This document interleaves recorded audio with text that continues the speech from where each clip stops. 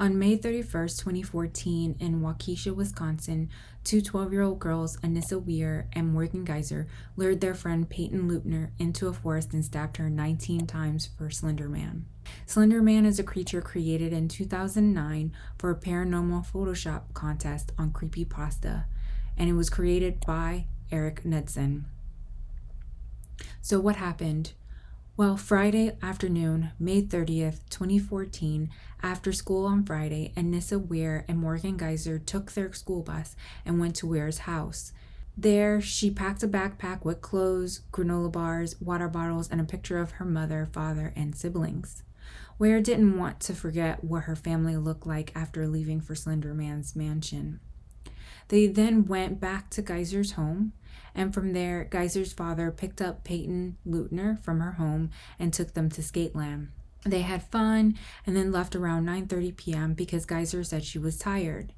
They all went to sleep in Morgan's twin-size bed.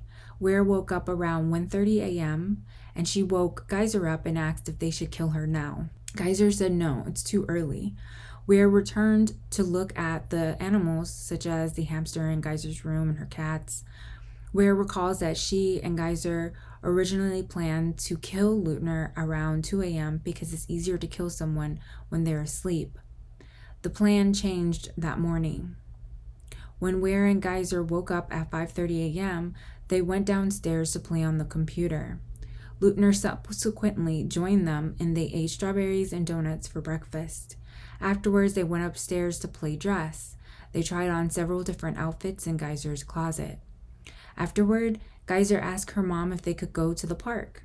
Her mom obliged, and they headed to David's Park. As they were walking, Geyser showed Weir the knife in her waistband. This was the indication that she needed that they were going to do the attack. Geyser and Weir decided to kill Leutner in the park bathroom because the blood can go down the drains and they can prop her up in the bathroom so she will look like she's using the bathroom and not dead. In the bathroom, Geyser gave Weir the knife. Geyser went behind Leutner and was going to restrain her. Weir then asked to speak with Geyser, and they went to a stall and she told Geyser, "I can't do it," and returned the knife. Weir then hits Leutner's head against the cement wall. Leutner cried out but seemed unhurt by the attack. Weir apologized by saying, "Sorry, I'm bored and my hands do random things." Weir said the plan was foiled because Geyser had a nervous breakdown.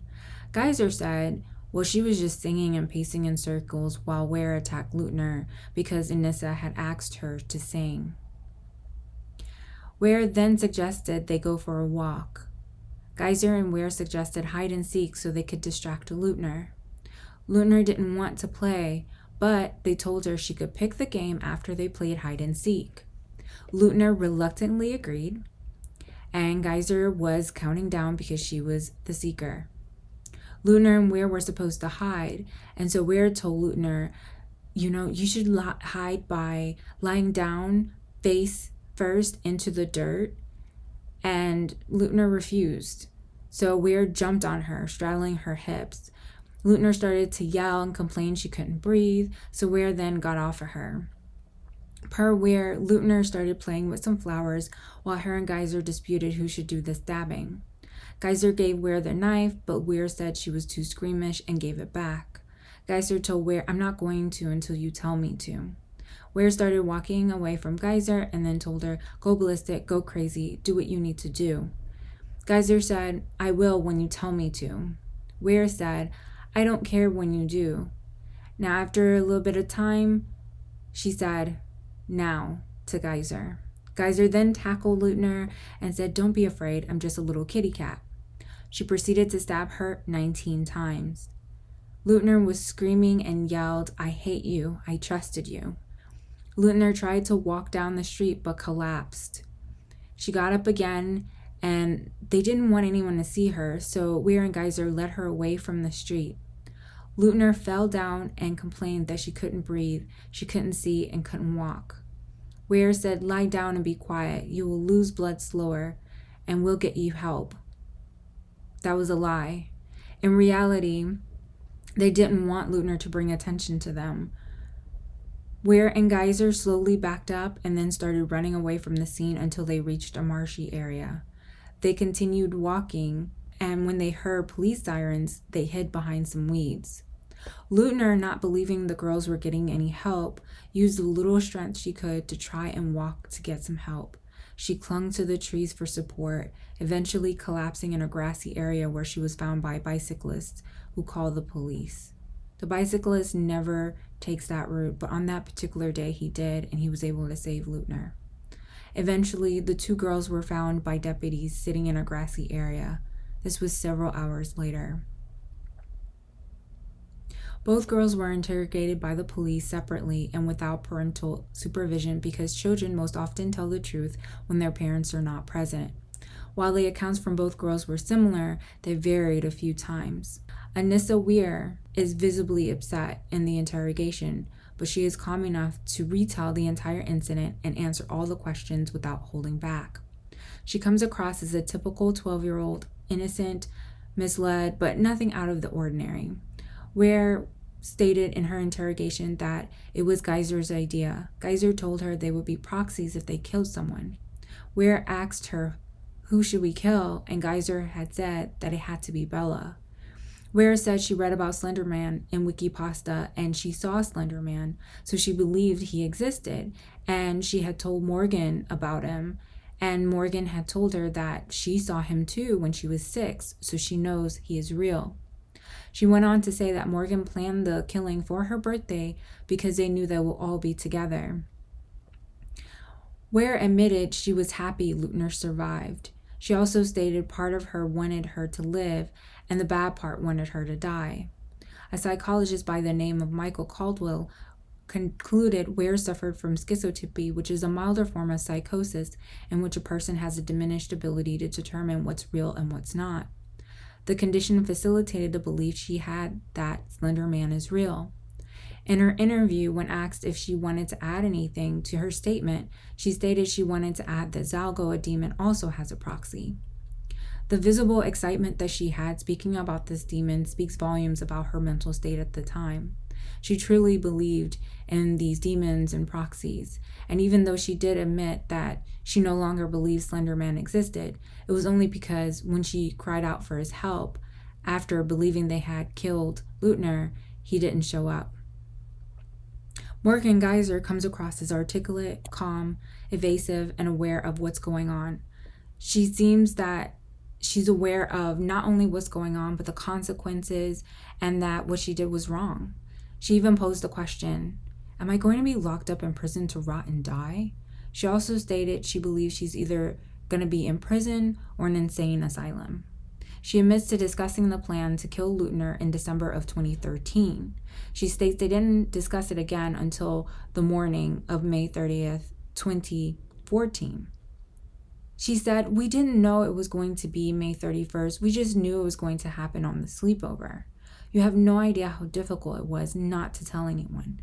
I just told you I wanted to be locked up so I couldn't hurt her. Now I'm in here because we were careless. I knew this would happen. I knew we'd get in trouble." She also mentioned she read books in the section about police investigations alongside other books such as Harry Potter, The Hobbit, Star Trek, and I would like to note that an advanced psychology book was found in her closet. Now, she put all the blame on Anissa in the interrogation, and she said it was Anissa's plan, while also discounting Anissa's ability to have a good plan. She said Anissa's thinking is flawed, and even stated when Anissa woke up at 1:30 a.m., asking her if they were going to commit the murder, that Anissa didn't understand how a lack of sleep and committing murder could impact her and impact their guilt that they would ultimately have.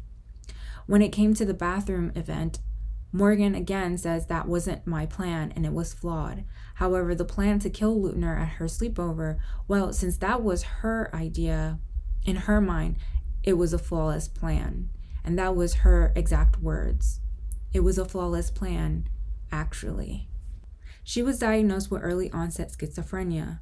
It is extremely rare for someone to have schizophrenia at her age. Generally, symptoms start at 17 or 18, and it's more common in men than women. Her father has schizophrenia and gets disability for his illness. Psychiatrist Ken Casimir, who evaluated Morgan, testified that she had been experiencing vivid dreams since she was 3 and had struggled in kindergarten with a strange cognitive phenomenon, of feeling she'd done something wrong when another student got in trouble. In 3rd or 4th grade, she began having visual hallucinations, multicolored images that appeared on walls, and imaginary friends or ghosts that would come up and hug her. He said in the months leading up to the attack, Morgan's grip on reality seems to have weakened further as she spent hours alone online trying to prove Slenderman existed. During recess at school, she collected bugs to throw at other kids. Another time, she played with blood from her scalp until a teacher told her to stop. She selected Hitler for a speech assignment about a famous dead person. She changed it after the teacher spoke to her. He also found a slight antisocial tendency in her. Childhood onset schizophrenia, starting before the age of 13, is a statistical anomaly. The youngest person diagnosed with schizophrenia before her was 17. So Judith Rappaport was the child psychiatrist at the NIMH who said that childhood schizophrenia is enormously overdiagnosed, with the ratio of mistaken diagnosis to valid ones at about 60-1. She said Morgan seems to be functioning too highly, keeping up with school for the most part, and maintaining relationships with friends, all of which line up against a label of schizophrenia. Part of the definition is a deterioration in functioning, she says. Our cases don't have friends in school. The other kids are really put off. Young lives are turned upside down in a way that generally is impossible to hide from teachers, peers, and parents. She also finds it odd that Morgan could have hidden her disorder so successfully from everyone around her. She could be suffering from some kind of unspecified psychotic disorder. In her hearing, it was actually the hearing sentence that you can find online. It was about 2 hours for the first video and an hour for the other one. Dr. Brooks Lundbaum had spoken and stated that she doesn't agree with the release of, and this was when Morgan was 15, by the way, she doesn't agree with the release because she doesn't believe Morgan is symptom-free.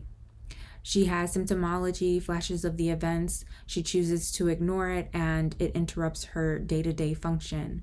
Dr. Lubman says Morgan has remorse, and she needs additional help to get the proper medication regimen and proper emotional help. She continues to experience symptoms that are not alleviated. She struggles with little bits of freedom that was given to her. She has a pattern of when discharged to less restrictive environments, her mental health deteriorates. She also states that she asked Morgan, how will she know she is declining in mental health? In which Morgan replied she will rely on her mom because her mom wasn't able to notice a deterioration in her mental health before. The state is saying they don't trust her mom to notice a difference now. Dr. Lubbohm said releasing Morgan will cause harm to herself or to others if she were released. She is aware that schizophrenia is not given to children, and giving Morgan that diagnosis is extremely rare for her age, and she was hesitant to give that diagnosis. She's also aware that Morgan hid her condition well, and her parents weren't able to notice she was declining in health. Dr. Robbins testified Morgan has a person that talks to her called Maggie, and Maggie has been speaking to her since she was 3 years old. Maggie doesn't speak with her anymore when she's taking medication. She does have a sociologist, or I should say, she did have a therapist by the name of Jessica Andrews, and she's not her therapist now, but she does still go to her on occasion because they do have a relationship. And she testified that she did the competency work and psychotherapy work for Morgan, and that she noticed there was decompensation, which is pretty much a mental deterioration whenever Morgan went back to the juvenile detention. What they're saying is that she does better being in the mental health institute as opposed to the juvenile detention, and she does deteriorate when they go there. And it seems that sometimes she doesn't get her medication, or she's not taking her medication when she is in the detention. Now, it also came about that Morgan still blames Anissa and says Anissa could have stopped the events, and it pretty much was her fault why it occurred. And it was also noted that Morgan excels in education. Her average IQ is 129, meaning that she does better than 97% of people. And I do want to make a note that her verbal IQ was 142. Her average IQ of 129 will put her in superior intelligence range. Now, which was actually at that time when she was 15, her IQ had dropped to 72, which would be lower than average. He stated there was multiple reasons why this could be, but he's not entirely sure. Various reasons that could cause a lowering of the mental capacity would be antipsychotic drugs, chronic mental illnesses, because that can reduce the astuteness of a person's mental health, and of course what's going on for them. Fatigue. He stated that he did the test at the end of the day, so she could have been tired, and he does believe she should be retested. He also said that she does cry about the loss of contact with her family and having to spend the rest of her life incarcerated. Now, he was cross-examined, and it did also come out. Morgan said she told her mother about the hallucinations, and her mother would say, "I'm not interested in these issues. If you bring up these things again, you'll be punished." Dr. Burney didn't interview Angie Geyser, which is the mother. He does know that Angie said she didn't know about any mental health issues. Morgan told him she didn't want to take the medication for fear of losing her friends, and he was asked if he was aware of Morgan having auditory illusions in October, and he said no, and this would indicate that, of course, there's a break in symptoms, which he replied that sometimes it happens, and his only concern is that she didn't say anything, because if this is real, if this really happened, then they need to address her medication. Now, she can petition for release every 6 months while she's in the mental institute. She hasn't done so, but she does disagree with being placed in the juvenile detention instead, and every time they do place her in juvenile detention, she deteriorates and needs to be placed back into the mental health institute. So let me talk a little bit about Peyton Isabella Leutner, the survivor. They had called her Bella, and she was stabbed 19 times. She was stabbed in the chest, stomach, arms, and legs. She had injuries to her heart, diaphragm, liver, and stomach. One stab wound was 1 millimeter, which is a hair length away from her major artery, which was the aortic artery in her heart. She was a hair away from death, literally. She still has those scars, and she doesn't feel comfortable wearing bathing suits, and she had a difficult time picking a homecoming dress. She spent several days in the ICU and several months in the hospital. The emotional and physical scars will live with her for the rest of her life. She requested that Morgan go to jail for the rest of her life and Anissa go for less time because she just stood there and watched. She is now 19 and she wants to be in the medical field. She says the incident inspired her to want to help people, and before 12 years old, she didn't know what she wanted to do. She says she has a hard time trusting others, and she sleeps with a pair of scissors under her pillow. I also fear she probably suffers from PTSD. She believes that she is a survivor, which all of us can definitely agree with because she is. And she mentioned that she didn't like Anissa because she was mean to her, and she believed Anissa was jealous of the relationship with her and Morgan. Morgan did mention in her interrogation that Anissa called Bella a bitch, and when the detective asked why, she said, "I don't know, maybe it's because she was." Anissa said she believed Bella was afraid she was taking Morgan away from her. However, Bella wanted to end the friendship with Morgan, but was guilted into remaining friends with her. I hope that Peyton can one day forgive herself and trust herself to pick the right people. I fear she doesn't because she hasn't realized her instincts were right and all she had to do was trust them, which is inside of her. So maybe one day she will. For the sentences, both girls were found not guilty by mental disease or defect and committed to mental health institutions. Morgan Geyser was a stabber and pled guilty to attempted murder, and she got 40 years in a mental health institute. And Anissa Weir pled guilty to second-degree homicide and got 25 years. They could have been sentenced up to 60 years in jail. In July 2021, Anissa was granted conditional release from the mental institute. She hasn't been released yet. Her lawyers have 60 days to create a conditional release paperwork, and when she's released, she will be watched until she is 37, which will be the remaining time of her sentencing of 25 years. Now, on to my opinion, because I always have one, and you can feel free to skip out if you like, because I said everything I needed to say that I feel is the most important for this case. Morgan Geyser's behavior reminded me, the first thing that came to my mind was the psychopathy list. Now, I am not going to say she's a psychopath, or I'm not even trying to imply that she is. It's just based on her behavior, and a lot of what I saw in the interrogation is just the first thing that came to my mind. Now, the checklist was developed in the 1970s by the Canadian researcher Robert Hare, and this was an assessment that they use in criminal justice. This is not something that is generally used for, like, in the DSM-5 or for psychiatrists generally, because this is more of a criminal justice term. They don't use psychopathy. And this list, of course, used in the criminal justice system, kind of helps them to kind of see if a person is listed high on the psychopathy list. And I do want to reiterate, because I said this before, that Dr. Casimir did see slight antisocial tendencies. So usually when you think of psychopathy and you think of sociopathy, generally they have traits that are in line with antisocial personality disorder. So when a person is young, under the age of 18, they do not give a child antisocial personality disorder diagnosis. They tend to do that for adults. They usually give children conduct disorder diagnosis. I did make a video about antisocial personality disorder. If you want to learn more about that, go and check that out. But I'm going to go through this list, not the entire list, and I'm just going to go through the points that I felt is similar to her behaviors, just so that you have an idea of why I thought this. And one would be grandiose sense of self-worth. So she oftentimes in her interrogation was putting herself on a pedestal while just tearing down Anissa.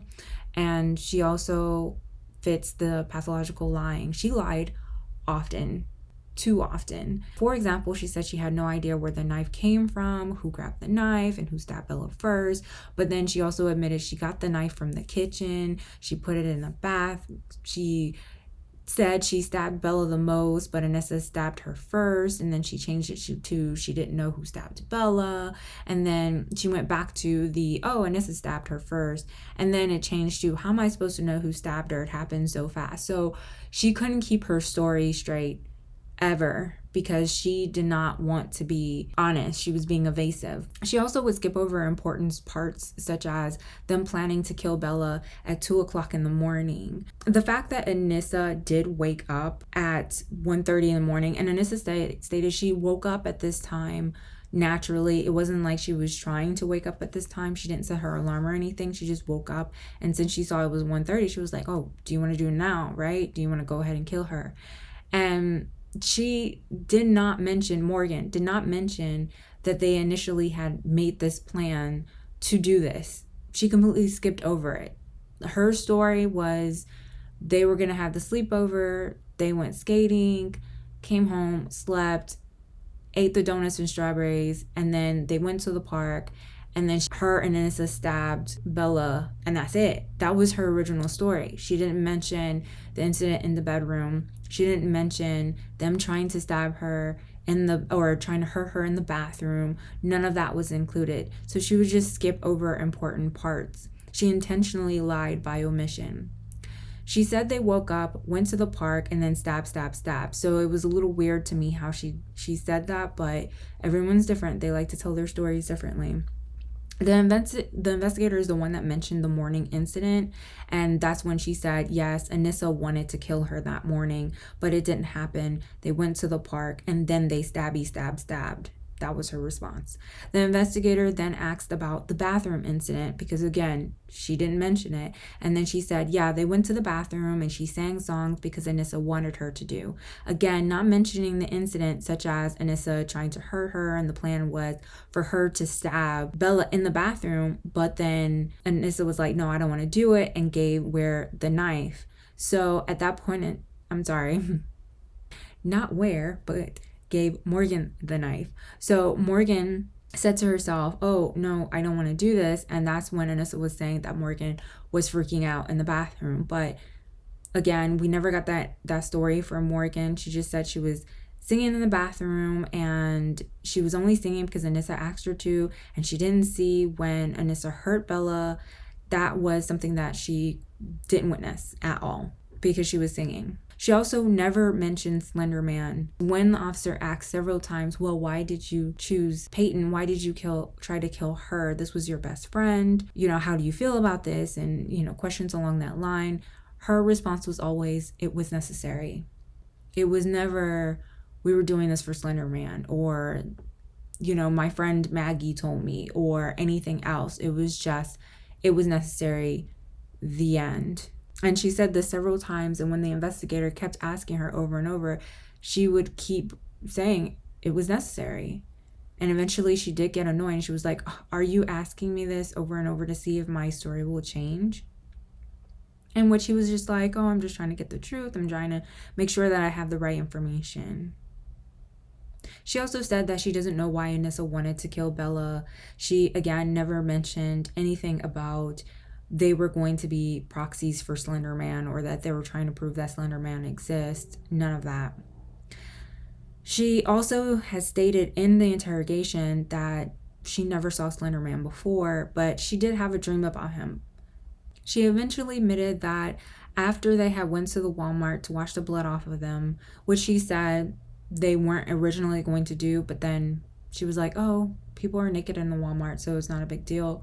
So after that, she had went with Morgan walking, and then they had asked for help from Slender Man, and that's the first time we ever hear her mention Slender Man in this entire thing.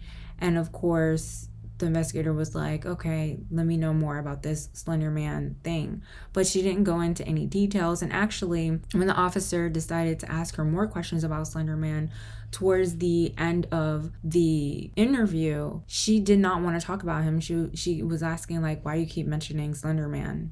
So to her, Slender Man wasn't significant in this interview or at all. It just indicates that she was lying a lot. She was holding back information. She didn't want to tell anything. And the evidence found in her room and in her computer showed that she was obsessed with Slender Man. She had a lot of drawings of him. She did a lot of Google searches. And it was speculated that she was the main provocateur for this incident. This shows that she is trying to still preserve herself, and she doesn't care what happened to Peyton, nor does she care what happened to Alyssa. She even said she hopes to never see Anissa again. She also expressed anger because Anissa told them to sit in the grass, which was 30 minutes after they got water from a furniture store. So she thought it was like a bad idea because she was like, oh no, we'll get caught. She specifically said, I said it's too obvious, but we did and we got caught, so I was right. She was asked several times how many times she stabbed Bella and to guess what she may think the number may be, but she refused to answer it. She always said, I don't know, or I didn't count. However, Anissa said that Morgan had told her that she stabbed her 17 times. The actual number we know is 19. So considering how close it was, we already know Morgan is lying. And we do know that Anissa was on the sidelines just watching while Morgan stabbed her. So Morgan stabbed her the entire time, not most of the time, and Anissa stabbed her first or any of that. So next on the list, we have conning or manipulative. She's very manipulative, lacks remorse or guilt. She definitely lacks remorse. And she had also said that she can turn her emotions off and on so that she can feel no pain, and that people that trust you are very gullible, and it's very sad. So she knows that people are gullible, and I think she fails to understand that her age has a lot to do with it. And if she was much older, people wouldn't feel that way. Also, sex does have a lot to play with it. If she was a boy, people will look at it differently. And especially if she was an older boy, if she was like a 16-year-old plus and she did this, like, people will be very skeptical. But her being a 12-year-old, her being a girl, does impact the view on her. But she does lack remorse, and she's fully aware that people that love her, people that care about her, are very gullible. She also has shallow affect, which is reduced emotional response. That's different from flat affect. Flat affect or blunt affect is common in schizophrenia, which is no emotional response at all. The voice is monotonous. They don't smile. They don't fluctuate their voice or tone. It's pretty just dead, and it's kind of weird if you ever speak to someone who's doing that. You have to meet people who have schizophrenia and to kind of understand what I'm talking about, and you will get it. She did show emotion. She showed excitement when she was discussing putting Anissa's granola bar in silly putty. She also showed excitement when she was talking about her fish that died. She said she was happy he died because he looked miserable. He used to just like lay on the bottom of the bowl. And she also showed irritation when the investigator made her repeat herself. She would say, like I said, she came across as very rude at times. And she even said, I don't have to give you details if I don't want to. I guess you can say she's not afraid of authority to a certain extent. She also came across, of course, as callous, and she definitely did lack empathy. And her mother also noted that she didn't have empathy as a child, and I'm sure her mother is wondering if she could have done anything differently. But the fact is, some people have empathy and some people don't. A lack of empathy doesn't mean a person will kill others, but if a person does kill someone or does do things to destroy other people, having a lack of empathy may make them come across as even worse, or they may do things that are more severe than someone who has empathy. But it doesn't dictate that. There's so many people that lack empathy that are walking around not killing anyone or doing anything really mean to anyone. She also had, this actually is something that I wasn't too sure about because I don't have enough information, which is poor behavioral controls. I can't corroborate this because we don't have enough information, but I'm inclined to believe there might be a history with her because based on some of the things that she said, it sounds like she got in trouble a lot, but I'm guessing these things were very small. She didn't go in details with all of them. Now, early behavioral problems I'm tying in with this. So the major one is the attempted murder, of course. She did minor things such as getting in verbal altercations from her being bullied. So it wasn't always like, oh, she was just going out starting fights all the time or whatever. Sometimes she was bullied and she reacted. She also brought a hammer to school. She said she was cleaning her room and put it in her bag. Now, why is a hammer in a 12-year-old's room? I don't know, but why would you put that in your school bag and not return it to where it was supposed to be? So that also didn't make any sense, and it's hard to believe that just some random hammer was in her room when she was cleaning. She decided to put it in her school bag. That just doesn't make any sense. She also fails to accept responsibility for her own action. This, I felt like, fits her very well. She refuses to take accountability. She is always blaming Anissa. It's Anissa's fault. Anissa did it. If it wasn't for Anissa, this wouldn't have happened. Anissa could have stopped this. Not one saying, you know what, I could have stopped this too, because it was both of them. And she was the one that stabbed her. So she could have been like, nah, I'm not going to do it. I'm not going to do the stabbing. But she's still blaming Anissa. No accountability even 3 years later. And that actually is kind of scary to me, because the fact that she went through all that therapy and she's taking all this medication and she's going through this, and 3 years later she's still saying, oh, it was Anissa. Anissa could have stopped this. Juvenile delinquency for her would be her killing someone, and criminal versatility doesn't necessarily apply per se, because the thing is, usually this list is used more so for adults so we get to see more. But it's possible she did things that her parents will not reveal because they love her and wouldn't want her to look any worse than she already does. And aside from bringing the hammer to school, the investigator did mention that she set her home on fire, or possibly started a fire in the basement, in which she responded that no, she didn't do that. She had knocked a lamp over and it was a complete accident, and she would never set the basement on fire because the cats live there and she loves her cats. So this is another indication that she doesn't have any empathy for Peyton, because she didn't care about Peyton's well-being, and she didn't care that she possibly hurt Peyton and Peyton was in a lot of pain, but she cared about whether she hurts her cats. And it's unclear to me if she cares about the cats, or she's just lying again and she's just saying, oh, it's because the cats live down there and I love my cats, just to make it seem like, oh, this is a good reason why I wouldn't do this.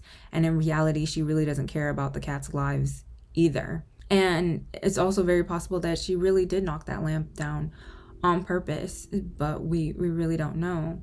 So those are all the characteristics. And again, this is just an observation and generally isn't applied to children. And I just want to throw this out there as far as why it just popped up in my head. So that's that. But in all, the girls knew right from wrong. They kept their plan secret for 6 months. They used code words such as cracker for knife, and they whispered their plan so they wouldn't get caught. So it wasn't like this was a spur of the moment thing. This was something that was thought about for 6 months on what they should do.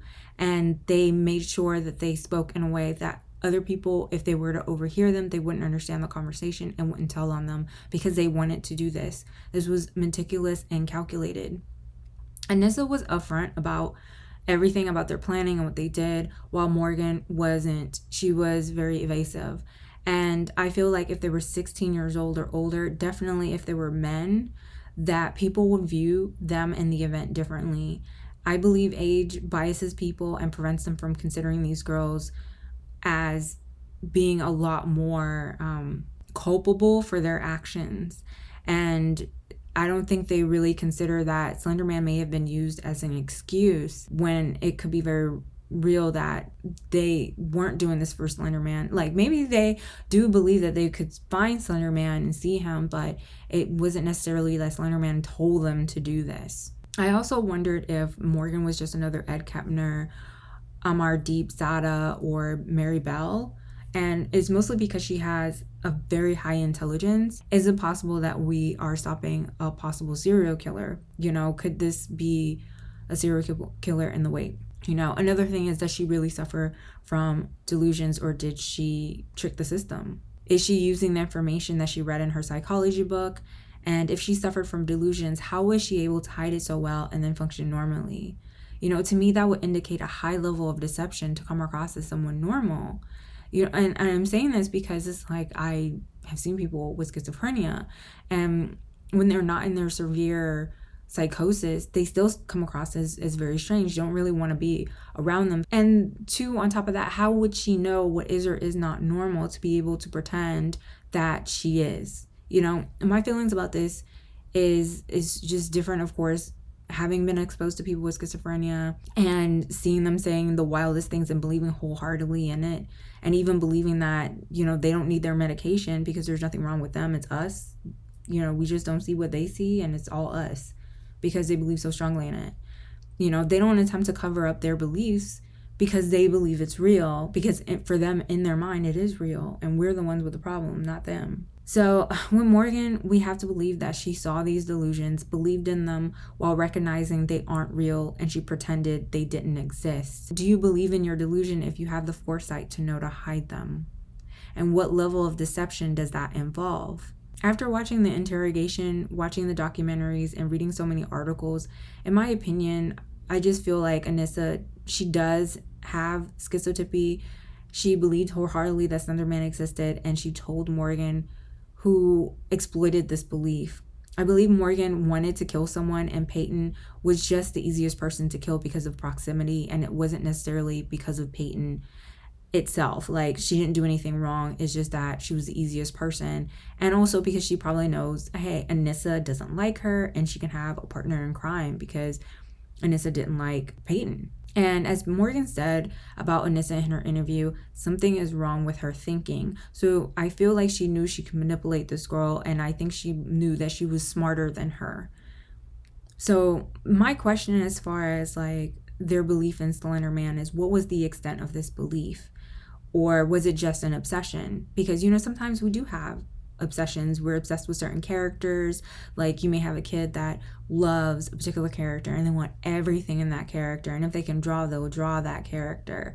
So they're just like, if it's Mickey Mouse, they want everything in Mickey Mouse, and they'll draw Mickey Mouse. Mickey Mouse is going to be everywhere, but they don't necessarily believe that Mickey Mouse is something that's real, that they need to have an allegiance to or kill anyone to be in allegiance with. It's just a love of that. It's very possible that they were obsessed with Slenderman, just like many other people out there, but they used it as an escape to get away with not having a incarceration in an actual jail.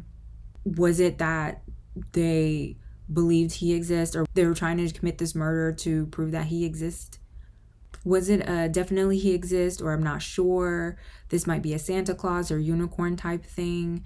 It's hard to say because they never confirmed why they did it. Anissa changed her story. They did it to prove Slenderman existed. They did it to prevent Slenderman from killing their family. They did it so Slenderman would make them a proxy. And Morgan only said they did it because it was necessary. And when asked, why is it necessary, her response is, I don't know. It wasn't my plan because she told us. Why did she say us? The investigator asked. Her response was nothing, pretty much. She just didn't respond. In other words, we will never know. What I do know is if she really does have schizophrenia, she will have a difficulty trying to go through life without medication. And if she's not compliant, like let's say they decide to go ahead and give her conditional release and she's out. If she's not compliant with her medication, she's going to go right back in because they're going to watch her for at least until the end of her 40-year sentence. They're not going to just let her out and be like, oh, okay, you get to just live your life and that's it. She would have to be compliant in her medication. And the recidivism for people with severe psychiatric disorder is high. They go in and out of jail most of the times because they're not taking their medication. And why would they? They believe that they're okay. They believe that they're not the ones with the problem. So why would they? Of course, right? If she doesn't take her medication and she goes back in, then it's not going to be a win-win situation for her in any way, shape, or form unless she continues to take this medication and continues to do her treatment. In addition to that, if she tries to get another opinion to say that she doesn't have this particular diagnosis, she doesn't have schizophrenia, and that was wrong, then that's also going to cause issues too. It's going to be very difficult for her to try and prove otherwise. Once you usually get a diagnosis, you generally cannot shed that diagnosis. And the likelihood of them being like, oh, okay, we're just going to say you don't have it, and so you don't need to come back or whatever, even though these are the terms of your agreements, is highly unlikely. I think some people do try and use this as a way to kind of get a lesser time, be able to get out, not be stuck in jail for the rest of your life. And it's very possible that she gamed the system because she is a highly intelligent person. But it's also possible that, yeah, she did have issues. She did have problems. But she was also smart on top of that. And maybe she didn't fully game the system. I really don't know. I do feel bad for Geyser's father, who seems like the guilt is eating him alive. Like watching the documentary, seeing him all torn up, it was just really heartbreaking. And like whatever remorse his daughter didn't have, he definitely has times 10. And I think he is blaming himself because he has schizophrenia and he probably felt he could have done something more to help his daughter. Unfortunately, hindsight is 2020, and the parents did the best that they could. While I'm sure everyone can always do things differently, this event is rare. And, no parent is going to be like, oh, let me make sure I do this, that, and the other to prevent my 12-year-old from stabbing their best friend. This is a very atypical behavior. You can't really plan for this too much, I would say. Now, I did this story to bring light to this situation. I thought it was very interesting, but I also wanted to kind of like put out there that, hey, you know what? The internet doesn't cause people to do things. You don't go out and decide to kill someone because of the internet. I've read and watched very dark things growing up. Like I was into Tales of the Crypt. I read Goosebumps, Fair Hall, Fair Street. Then I got into Stephen King, Dean Koontz, and I was all about horror films, and I would watch all kinds of stuff. I never thought to kill anybody, so. And the internet, I grew up with the internet too, but it was not something that was there when I was it when I was, oh yeah, it was there when I was 11 and 12, but not the way the internet was for them, because I grew up in the 90s. So the internet was very different back then, and it wasn't in my home. It was just like in the computer lab from when we needed to type up some papers. But before that, we were doing handwritten papers. That's right, handwritten. But like I said, it's just, we can't blame the internet for that, but it does feed into the desires that people do have. So people definitely do need to take responsibility for themselves and accountability for themselves. And you also have to pay attention to your child and speak to them to know who they are and what they're about, and pay attention to their way of dealing with situations, or if they lie a lot or whatever, try to nip it in the bud, go to therapy, whatever you need to do. Also, bullying and ostracism can also feed into violent rages. If your kid has a angry side to them, then yeah, ostracism doesn't help. It only feeds into that, because it is hurtful. It's very, very hurtful. And children are young adults. They have emotions, needs, wants, desires. They're little people. Sometimes you have to get them also involved in different activities to give them an opportunity to have something that they love to do, or to meet other people, as well as to keep them distracted. Sometimes they just need to be away from internet, iPad, whatever, and do something outside, and be active in something that they really feel passionate about, that is constructive and helpful, and can do something to help them get into college or get scholarships or whatever, maybe start their own business, whatever the case may be. It could be like music, sports, art, whatever, And also, what this demonstrates the danger of pushing urban legends. There's some people that like to be like, oh my gosh, these ghosts exist, or this place is haunted, and they'll push it as it's real, and you don't really know the consequences of that. Some people may truly believe in that and do something crazy, or maybe just use it as an excuse to do something crazy, and in the end they don't suffer any consequences, because other people got away with it, so they were able to get away with it too. It's also a lesson not to give your children full access to the internet. And this is overall a very tragic incident. And I just want to give my heart out to Peyton again. Like, I hope one day she can live without fear and she can trust herself. I also hope she reaches for the stars and become a doctor. I feel like I just see her, for some reason in my mind, I just see her as a doctor. I just feel like that is just where I want her to be. And that's not even my child, but that's where I want her to be. Now, for the families, I hope they have all gotten some sort of therapy, because, this situation, this is horrible. And, it hit the internet. Everyone's talking about it. And this is not something that was easy to handle. Like, all these families had to deal with this circumstance in their own way, feeling either betrayed if they were the parents of Peyton, or feeling like really remorseful and bad if they were the parents of Anissa or Morgan, and also being thrown into the spotlight and into the media. So hopefully they went to therapy to deal with the mental turmoil this whole incident caused. And I can't imagine how much their lives have changed. They had no control over the incident, and they all deserve space to heal and to move on from this. So I want to go ahead and thank you so much for taking the time to listen to this. Go ahead and leave your comments down below, and have a wonderful day.